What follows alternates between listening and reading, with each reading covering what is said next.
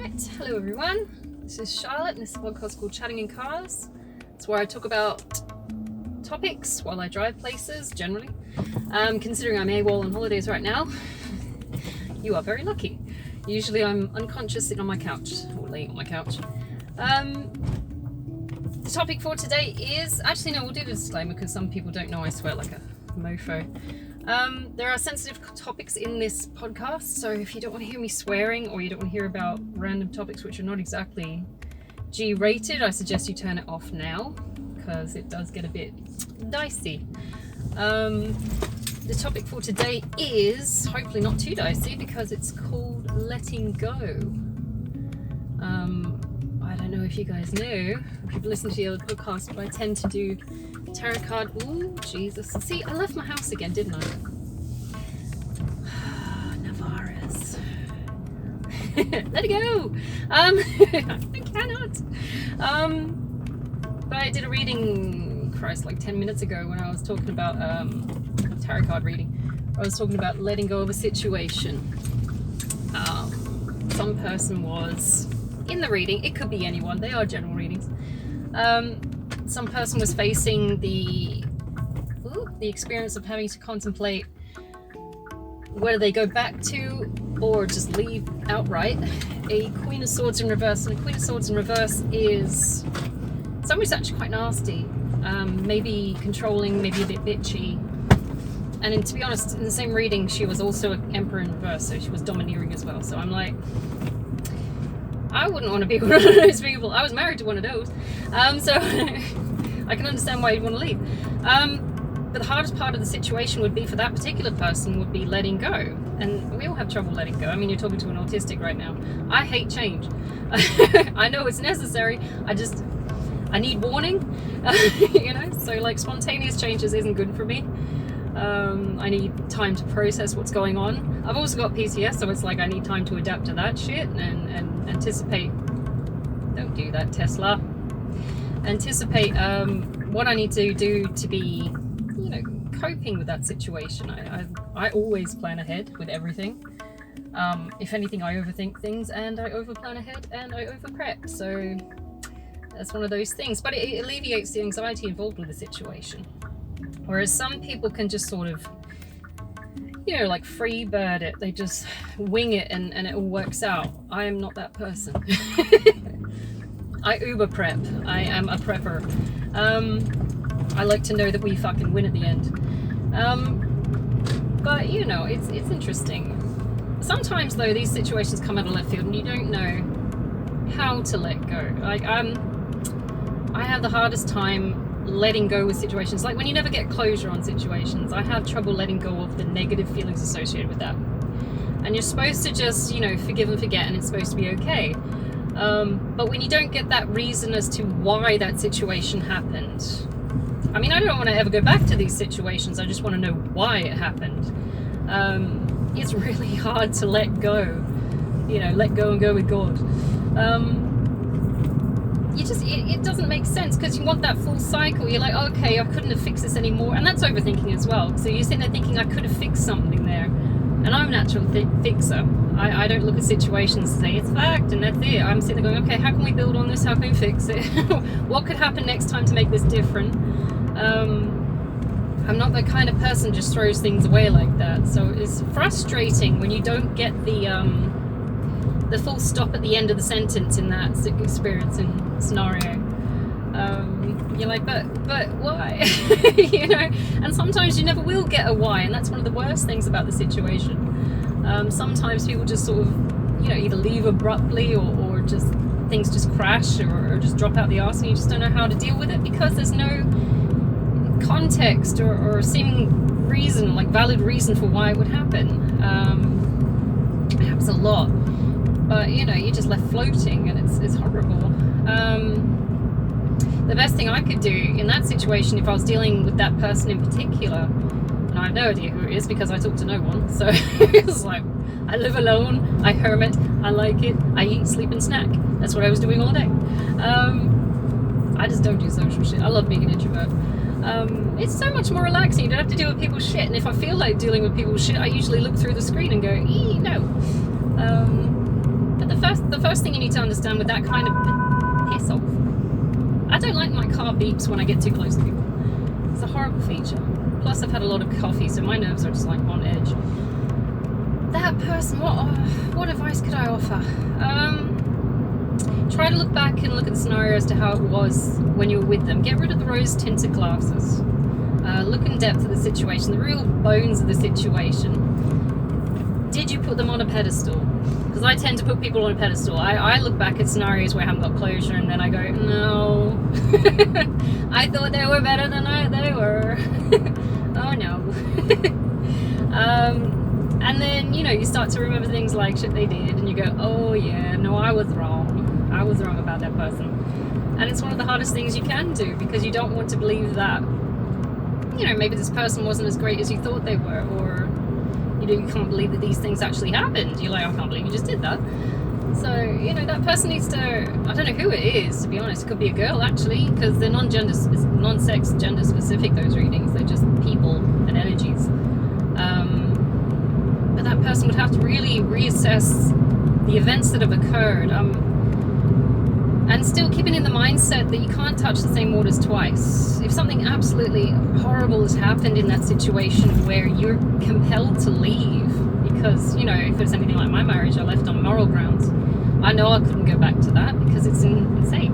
It just wouldn't work. You wouldn't heal the wound that was created.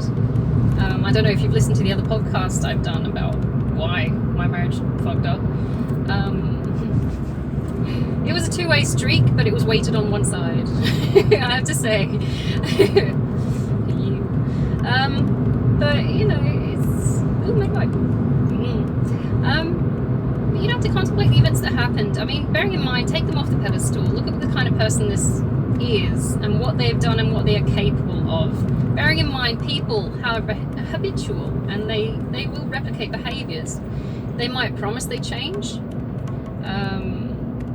If this person is particularly bitchy and nasty, it's like, can you sit in that sort of cloud of nastiness? I mean, will it drag you down? Will it make you feel horrible? Are they being nasty to you? Is it worth hanging around this individual who either won't change? I mean, it gets to a certain age where people are not very changeable. They tend to take on the persona and say, this is me, and fuck everyone else. I think it's about 30. No, I don't know. You can't put an age on it. But, you know, you sort of form yourself to a degree. I mean, you are still changeable if you are willing to be changeable, but you get to a certain age and you're just like, as far as it gets, this is what I'm going to do. Are they willing to perk up, I suppose, and stop being nasty? Or is this going to be them for the rest of their life? Like, dare I say it, with my ex-boyfriend, I was looking at his temperance and his approach to other people, and not just me, but other people as well, and life. And I'm sitting there going, is this a person I could spend the rest of my life with? The answer was a strong no. I'm just like, no thanks. You have a match somewhere in this world, and it is not me. Have fun with that. Bye. But, you know, you'll find his match somewhere. Someone will like it. Someone will be into it. I'm clearly not it. We have opposing temperaments and interests, and it didn't mesh. So it was no point hanging around. I wish him well, and hopefully you go back to your ex-girlfriend. I think honestly she was the best match for him. I think because they had the same lifestyle choices and the same, you know, morals and personas. And I'm sitting there going, I'm not your girl. She's your girl. It's like, you need that one. I don't know if he'll admit it or if she wants him back. I don't know. But, you know, I wish him well. You go for it, dude. But, you know, it's this one guy. It's like, is he the kind of person that can tolerate that shit? Or is he tolerating that shit because he's not willing to change, or he's invested too much into it? Or, you know, all the things you go through when you're afraid of letting go. Maybe you've got some kind of extra attachment to it in the 3D physical realm. Houses, kids, property, businesses, all these things that kind of anchor you and drag you down. What used to be a root is now some kind of ball and chain dragging you underwater. So you've got to contemplate whether it's worth, you know, I suppose cutting off a leg or an arm just to free yourself from this horrible weight that's dragging you down. Sometimes you do need to sacrifice something. if you've ever watched that movie Moonstruck, which is Cher and Nicolas Cage, I love it. There's a metaphor in there about a wolf who gets trapped, and he saw being engaged to a woman as a trap. And he ended up cutting off his hand or his paw or his foot or something in order to free himself, because he knew that it was a trap and he just didn't want to get into it. They put it more eloquently in the movie. I love that movie though, it's so romantic. But you know, at some point you may have to cut off your own foot or hand just to free yourself from the situation, which you know is inevitably going to either starve you out and kill you. That's not very tactful, but you know what I mean. It's a bit rough, that one. So you know, you got to make sacrifices. If it's not in line with what you want to do and what you want to be, then it needs to go. I'm not saying you have to get rid of everything. Even when my life fell out the arse, 2018, it was not everything that went. I say my life collapsed completely, and the majority of it did, but there were still elements that survived, like my choice of employment. I still have my brother. I still had, who I relied on heavily because I was homeless. But you know, I still had aspects which were left over, and I find it to be more of a crucible, these experiences, where you know, you put in the crap and you heat it up, and the heating of the situation is the catalyst for change. Whether it's an argument or it's stressors, either they're draining your money and it's creating tension in the relationship or something like that, or there's some person wants some change in the relationship and the other doesn't, or something like that. That will be the crucible for change, because it will show you what you are willing to put up with and what you are not willing to put up with. My ex-husband's ultimatum on having an open relationship was our crucible. That absolutely, it was the golden snitch. It's like, it ends the game. It's like, you shouldn't have done that, but I won. It didn't feel like I was winning at the time, but I won with my self-respect and my dignity and my morals, and I walked out. It ended the game. It was a whole 16 years of putting up with shit and tricks and just horrible experience. But the fact that he had brought this fucking snitch out, I'm like, right. Okay, so you've already decided for us. You're just hoping I make it my decision. No. No. So I made a command decision on that. I'm like, no, this isn't me. I don't want this. I don't see any kind of future for this. I'm not tolerating this. And I left. It sounds simpler than it felt at the time, because I was just dying on the inside. And you do die on the inside. Sometimes these decisions are huge, bad, horrible, intense decisions that you have to make. But still, they have to be made. You know, as an empress, you need to know when to cure and when to kill. What is going to threaten your empire needs to be gone. And what could help your empire needs to be cultivated. That's the same for emperors, I guess.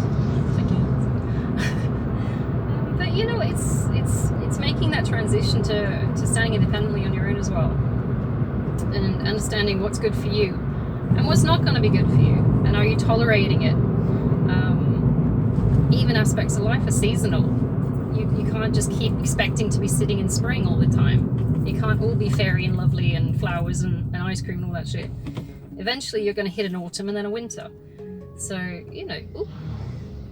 Brum, brum. Oh, there's another one! Okay, sorry. Totally fangirling out. Anyway, actually they weren't my particular bikes. I prefer cruisers. Anyway, so, but you know, even the seasons change. You got to start looking at which parts of your tree are you willing to cultivate. Is it the dead branches that don't mean anything, that are actually starting to fester a little bit and poisoning the rest of your tree? Or do you want to pour more into the roots and you know, try and grow those a bit further or something like that? Even with like rose bushes, like roses are my favorite flower, hands down. Pink roses if I'm buying them for myself. And I do it every Valentine's Day and birthday. They need pruning. There is a base stock, root stock, that they use for roses, and if you leave that, what they do is they get a base that's a sturdy stock root system. Then they graft on a pretty flower, It's the base of the roots that's the strong part that needs to stay in the ground and nourish the plant so that these pretty flowers can happen. But from the base you tend to get something called a sucker, which is like a vine of thorns which just grows out like a spidery kind of thing. But it also takes all the nutrients off the flower and the plants, so you do systematically need to cut those off, otherwise your rose, the top part which flowers, will actually die, which I don't mind doing. So even in, you know, in your base stock, in your root stock, you need to filter out the crap. On top of that, when the roses die, they need deheading, which is cutting off the essentially rose hips, which are still sucking nutrients out. They might be dead, but they're still holding a shit ton of nutrients, which the plant is deviating to, keeping these fuckers alive. If you don't cut those off, again, you'll poison the plant if it festers. You won't get the nutrients back into the plant itself, the rootstock, so it can grow new leaves and stuff like that. It attracts all kinds of diseases and bugs, and your plant eventually withers and fucks up, probably with like potato bugs or rust. Rust is weirdly not the metal rust, but like plant rust, because it just, you leave and it spreads from leaf to leaf. It'll poison your plant. That's the same with life. You've got to cut the suckers off that are not fucking feeding the plant. You need to deadhead the flowers which just are dead and gone, to ensure that the plant survives. You sacrifice the things that are not needed to ensure the survival of the system. That's ideally what the metaphor is. But people will say, oh, but the flowers were so nice once, let's just keep the dead heads on, because, you know, it gives me memories and I feel better about them being there once. Never mind that they're attracting bugs and diseases, and they're rotting the plant, and, you know, it's nice. There are exceptions where you can still use the rose hips for like teas and dried flowers and things like that. That's the exception, but they're never near the plant. You always take them off and you admire them from a distance. Like I used to make pot puree a lot when I was a kid, because it was just, oh my god, we're making stuff. I used to press flowers as well. I used to do a lot of weird plant stuff. Anyway, but you know, you keep them a distance from essentially the factory that you're trying to grow things out of. They're the product that you don't really need anymore. They've served their purpose. It's time to let them go. It would be absurd for someone to walk into, say, Woolworths and buy a bunch of dead flowers and still admire them in the same way that they did when they were in form, in new flower bud form. You know, people don't want those ones because they know, even consciously or subconsciously, this part of the flower is not the good bit. This is the dead bit. This is supposed to be in the bin by now. Why are we paying $20 for this? You know, so you wouldn't keep those kinds of things in your life, would you? No, you'd cut them off. That's why I like having a massive rose tattoo on my back, is because it reminds me of a lot of different reasons and symbols to do with life, and being my favorite flower, it's you know, it's an easy metaphor. A bit cliche, but it's an easy metaphor. But you gotta let some shit go, otherwise it's gonna fuck you up and poison you. Now, if it's gonna be work, jobs, it might be a lot easier to let it go than, say, anything affectual or feeling based, like friendships or family members or, you know, lovers. Lovers is always hard. You're always looking for that horrible situation which confirms that this isn't the right one. But sometimes it's never the horrible situation you imagine it to be. Sometimes you just fall out of love, and that's sort of the romantic honeymoon phase. And after that, the candle just goes out, and there's no slow burning love after that. Sometimes it just doesn't happen. Sometimes the seed just doesn't take to the soil, and it happens sometimes, and it's horrible, but you think, it was really, really nice. I can't really see a future with you, and in this soil I know that I'd be suffering if I stayed, because it's too acidic for my needs, maybe, I don't know, maybe it's too basic. But you know, you say, all right, it's time to uproot and get going. Because if I stay here any longer, I'll poison myself, just trying to believe that this soil might be good for me. There's a lot of plant metaphors in that. I love plants. I love flowers. Flowers are my favorite, well, one of them. Anyway, so you know, you don't set yourself in soil which you know is not going to be good for you, because you know eventually and inevitably it's going to fuck up, and you might die. You might poison yourself. You might pick up habits that are not good for you. And the the hardest part is recognizing when it's time to let go and leave. Because, and there's other things involved as well, because you don't want to be seen as the bastard. I don't want to be the bad guy for leaving and abandoning someone, particularly if they're in a more vulnerable state than, say, you are, or perceived to be. A lot of people tend to sacrifice themselves a lot more for the sake of others, trying to keep this other person going. But at the same time, you've got to recognize at what point are you propping this person up in order to enable them to lean on you too much and codependently. In that reading, this person who was the Queen of Swords, who was also the Queen of Swords reversed and the Queen of Cups reversed, which is a cold-hearted, bitchy person, which is codependent, which is possibly, I would say, and it doesn't have to be female, but it would have to be like one of the most horrible girls you could meet, because she's a mean girl. But you know, it's second only to like the Empress in reverse, which is an evil queen. You know, like think about Snow White. It's that evil queen witch that tries to kill Snow White. She's got all the resources maybe and stuff by all means, but she's still willing to hurt people. High powerful, high influence, but still willing to hurt people in a horrible, nasty way. It's horrible. Anyway, but you know, this kind of person, I mean, would you want to be hanging around this kind of person that's kind of like a cold-hearted, nasty person? Are they really going to look after you in the way that you're looking after them? Now, this person was facing the squeeze me, too much coffee. But this person was facing a dilemma. Do they leave? Now, I was asking in my head, is this person staying because they're afraid to leave, or they're afraid of the repercussions of what the person will do? Or, you know, what kind of situation has created, like what kind of a context has created the situation where you're afraid to leave someone who is not a nice person, it seems. And honestly, I should have done further clarifiers on that reading, because I'm like, that's sounding juicy, dude. But I won't. I ran out of time because I got to go to my appointment now. But it's think about what situation you're in. I mean, is it worth keeping this person around who's just nasty, man? In previous readings, this person was also exploiting them for their monies. So obviously this King of Cups is like a nice person. He's got the stable emotions and stuff like that, but he's being exploited somehow. I couldn't put my finger on how, but it was something to do with like, I think it's Six of Pentacles, giving and sharing wealth. Oops, petrol. Gotta get petrol. Anyway, I'll do that on the way back. So it must be some kind of maybe financial codependency. And I'm thinking, like, I'm not an advocate for anyone who's being codependent financially on anyone. I wasn't raised that way. My parents were very much go get a job. And I'm like, okay. We didn't have that. I'm a girl. I can't. My mom was, you're a girl. And because of that, you will. So we didn't have that enfeebled femininity that a lot of chicks seem to want these days. I don't have it. If I want something, I go fucking get it. So what would make you codependent on someone else like that financially? And I'm sitting there thinking, did they lose their job? Did they not want to get a job?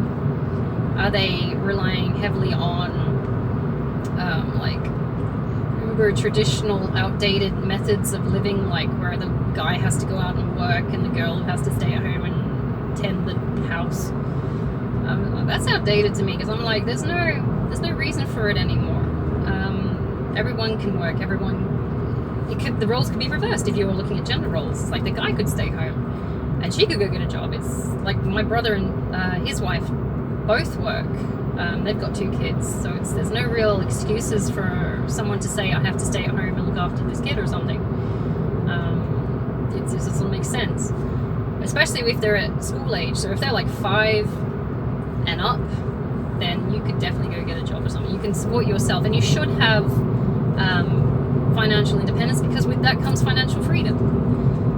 You don't want to be dependent on other people, because it puts you at risk and liability. You have to do what they do, or they say you do, because otherwise you don't get. So I was trying to understand this female and why she might be like angry or bitchy. And the only thing I could come up with, and it was probably like the worst version, is because she doesn't want to work. I'm like, grow up, dude.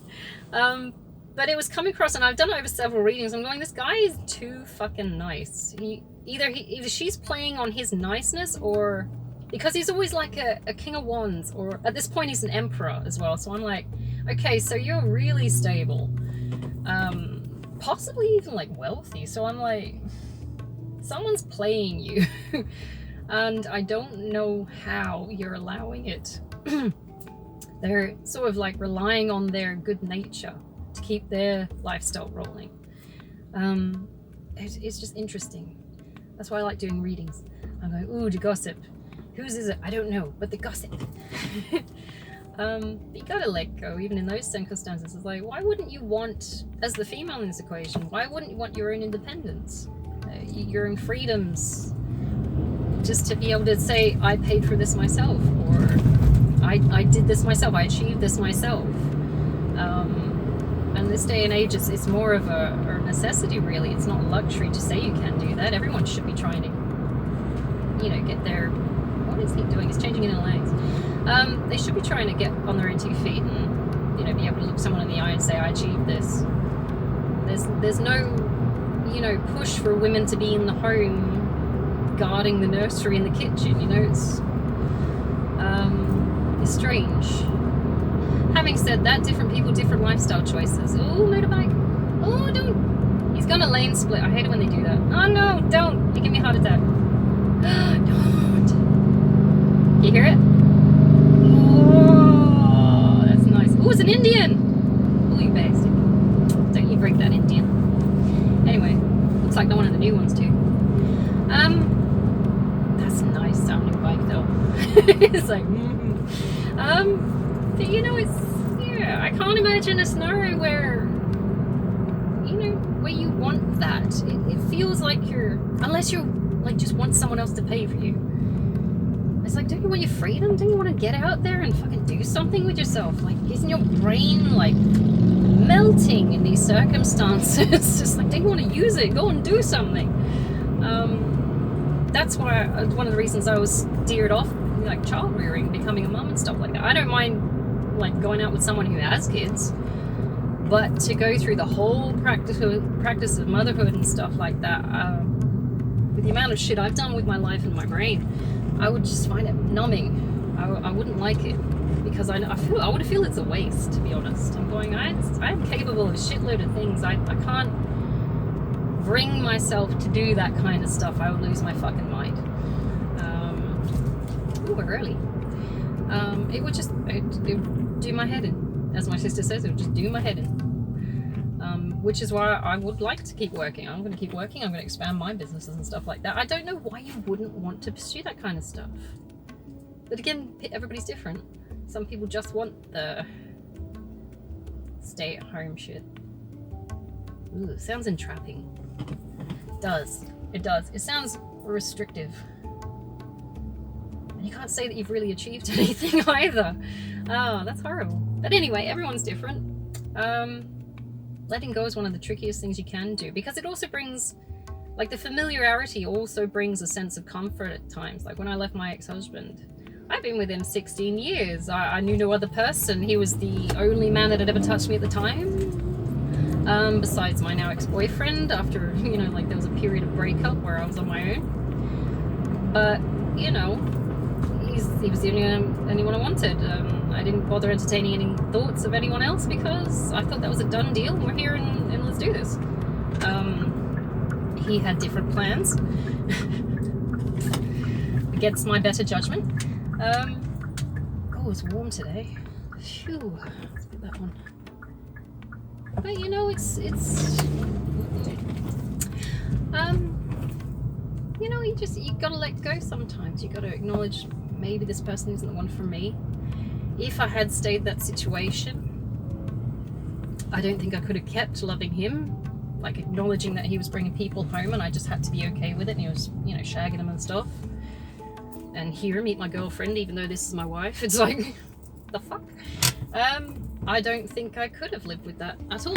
I think it would have crushed me emotionally, psychologically, and, you know, knowing that I already have underlying messed up aspects of trust and all kinds of stuff. Oh, I am early. I don't think I could have lived with that, because it would have absolutely destroyed me. I mean, and when I love someone, I intensely love them. I don't just, oh, I'll see you when I can see you, or oh, what was it he used to say? He used to say himself, is that I'll pencil you in. I'm going, darling, I'm willing to die for you. Don't say that shit. I don't just do it lightly. I'm all in. I'm bootstrapped in and fucking going for it, you know? Which is terrible because you completely override your own boundaries, and you probably shouldn't do it that way, but, you know, stupid romantic brain. I want the sort of all-in action and getting it done. I don't know how some people can only half do it, that's the thing. Do you want it or not? Then do it. It's like, it's the umming and the ahhing that pisses me off as well, because I'm never half-assed about anything as well. So people, when they say, oh, well, I don't like labels, or we'll just see where this goes. It's like, there's no way you're seeing where this goes. If you want it or you don't. If you don't want it, then stop wasting my fucking time. Get the fuck out of the way. You know, it's ridiculous that you would half in, half out that shit. Because it could mean the rest of your life. And if you spend the rest of your life half-assing stuff, it's not a fulfilled life, is it? It's I tried, but meh. You know, you're not really living your life. You're sort of looking at it and going, it's an idea. Which I just find weird. Particularly something like love, it's awesome. It's like the best thing. So why wouldn't you just jump in? You're weird. You're weird. Anyway, I'm weird. Yeah, it's just odd. But the hardest part, because I completely, you know, thrown myself into my marriage. I was hesitant with my ex-boyfriend because, and only because, he didn't give me reasons to trust him. He kept giving me periodic examples of why I shouldn't. And it takes a lot to throw me off.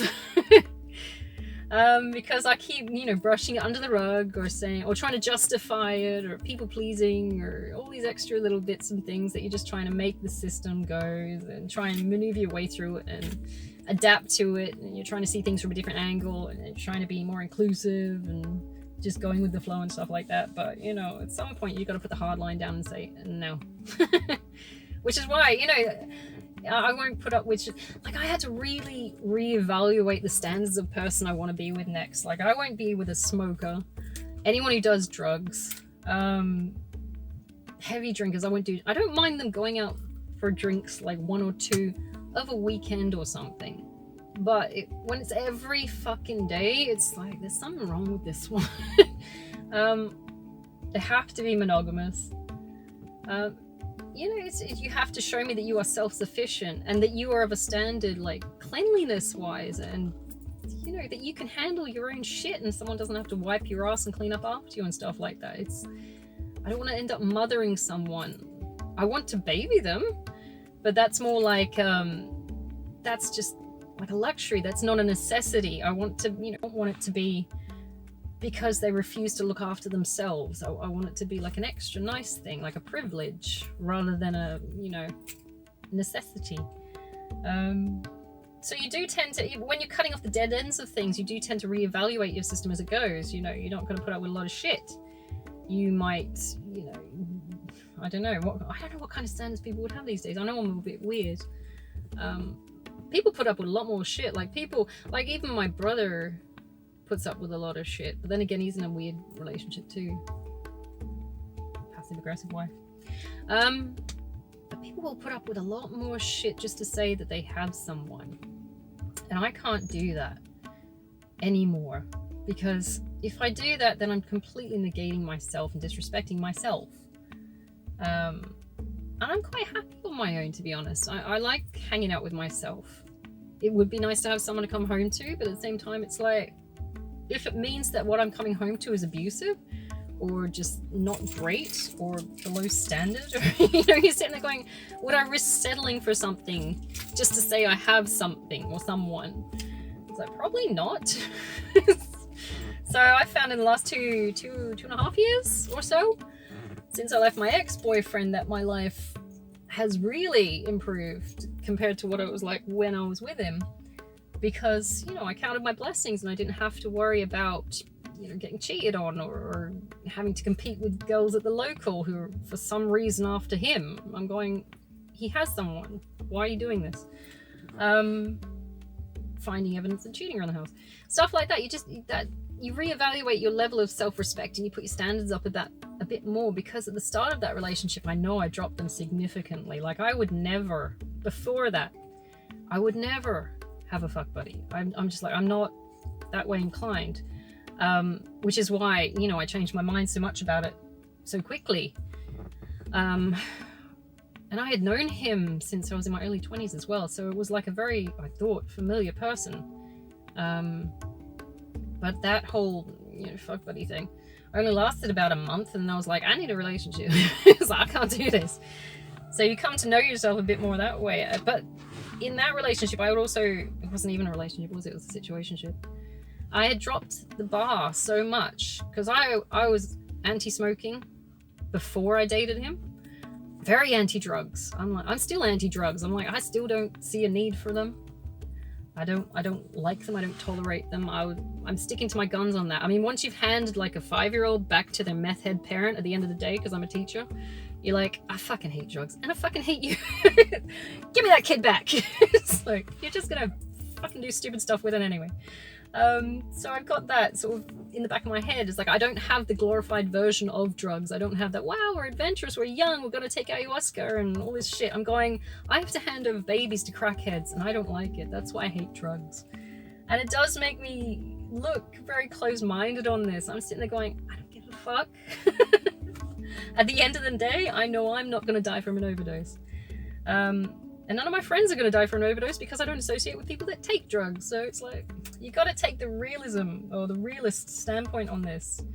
If you're too soft with people that do that kind of shit, they also drag you down too. Like, I picked up drinking with my ex-boyfriend. Before him, I was a teetotaler for like 16 years. 16 years I just didn't drink. I never really didn't interest me, so I didn't do it. I was more inclined to, you know, get a shitload of junk food and go to the cinemas. But this was what he wanted to do socially. You know, it doesn't interest me now. Actually, I'm back to teetotaling. It's been about 2.5 years now, so that's pretty interesting. I didn't realize till the other day. I'm going, holy fuck. But when it's not part of your immediate surrounds, it's not really a priority. You get it out of sight, out of mind. You do tend to fucking forget about it. So that was a blessing in itself. That was one of the things I had to deadhead and cut off. I can't remember the last time I set foot in a pub, actually. Also a place I'm not particularly, it's the whole lifestyle I'm just not particularly interested in. It doesn't seem to go anywhere. It seems to be a lot of time wasting. People just sitting around bitching about each other and getting shit-faced while trying to fuck each other. It's like, where does this go besides STDs and unwanted pregnancies? It's like, where does this go? Everybody gets their feelings hurt. This is non-constructive. I have no interest in this. Nobody is stable here in any fucking way. It's like, in 10 years, you're going to hate yourself because you haven't grown. And it's because you've wasted all your energy on this shit when you should have been looking forward and going, you know what? At some point, I'm going to age. Stability is probably what I should be aiming for. But they didn't understand that. They're all like in their 20s, and I'm sitting there thinking, I was in my 20s once. I know better now. I didn't do this level of stuff in my 20s, but I was in my 20s once. I know what's coming, and I know what's going to be harder for them at the same time, because I know the circumstances were pretty rough when I was in my 20s. I can only imagine what they're going to be now for them. And maybe 10 years from now, when you can't get a house or anything. Can I put that aircon on? Oh, I can. Aircon's nice. Anyway, but you know, these are the things you need to reassess. I mean, I know I'm fast approaching 40 now. I'm 38. I'll be, ooh, what month is it? Next month I'll be 39 in May. And I'm sitting there thinking, why am I trying to relive aspects of my life for the sake of hanging around him? Because he's clearly stuck in that era. When it goes nowhere, it does nothing. And in 10 years, I'll be hating myself because I've achieved nothing. I'll have pissed all my money down the drain based on getting shit-faced and partying, and it just goes nowhere. So I will not be any better off in 10 years if I keep this practice up. And you know what? In 10 years, I'll be 50. So it will be really fucking embarrassing. Actually, I might. Ooh, my battery's being silly. But at the same time, you're like, is it worth it? I mean, none of these people really understand what's going on. Some of them have got ideas about where they want to go with their maybe like hobbies and stuff like that. But are they practical ideas? Are they going anywhere? Have you planned anything out? Are you actually putting, you know, thoughts to actions to words? Or are you just talking out of your ass to make yourself look good in front of the other people who are also talking out of their ass? It didn't seem realistic or reasonable to keep that crowd of people around me. So I was more than happy to leave that one. Plus, there was a lot of tension and conflict in that group. I'm just like, I don't feel good here. I'm going. It's like, I don't have to put up with this shit. I'm not dating him anymore. You guys are on your own. You do your thing. Doesn't interest me. Having said that, I have to saved up the deposit for my project, my main project, which I still won't say what it is, but it's a really, really good one and one I wanted for a while. And then after that, I've got other projects that I'm working on. So I'm loving this. It's weird. I go into hermit mode and then I just uber expand. It's really weird. No distractions, I suppose. But that's one of the benefits of separating yourself from shit experiences and circumstances that are just dragging you down or holding you in a stunted position anyway. Letting go of people that aren't good for you, that don't support you, that promote like a competitive nastiness. Now, there's nice competitive vibes and there's negative, nasty competitive vibes. These fuckers were doing the nasty one, but they were doing it like cloak and dagger behind your back shit. They were smiling in your face and stabbing you in the back. And I'm sitting there thinking, if you're saying this about him when he's not here, what are you saying about me when I'm not here? And I can guarantee you I have a strong feeling I know what it is. So I'm like, I'm happy to lose these people. It's like, this is going nowhere. It only makes me feel shit for staying here and amongst you and trying to fit in. So it was no loss there. I'm gonna have to wind it up soon because I gotta be in my appointment. But you know, you gotta reprioritize yourself and think about what you actually want from these experiences. Like, is it worth? Sorry, I'm thinking how long it's going to take to get to the place I need to get to. I might as well just drive there. Is it worth holding on to these things that could potentially be poisoning you or fucking you up in the long term because you want to say that you belong to them or because you have some kind of memories attached to these experiences? I mean, as I said before, with the touching the same waters twice analogy, it's not going to be the same the second time around. If you come back to that same stream, it's not going to be the same. It's impossible. Going back to my old uni, for example, if I went back to my old campus, and I've done it a few times, it's actually quite a depressing experience because it's not the same people. They've laid the format out differently now. There's new bits of it. And it's not the same experience as when we were all there and having fun. You can't relive that experience because it's different now. It's not the same ingredients to the same thing. So whilst we had a good time in the past, you gotta let it go, man. It's like it's gone. Some people just cannot let it go. And to be honest, you get stuck in that mindset and you're constantly trying to relive these experiences which just aren't there. And it will poison you. You develop habits to try and cope with the loss. Can I park here? Yes, that's good. Because I need this spot. Anyway, I'm going to have to leave it there. Because otherwise I'm going to be late. I hope you have a fantastic Tuesday.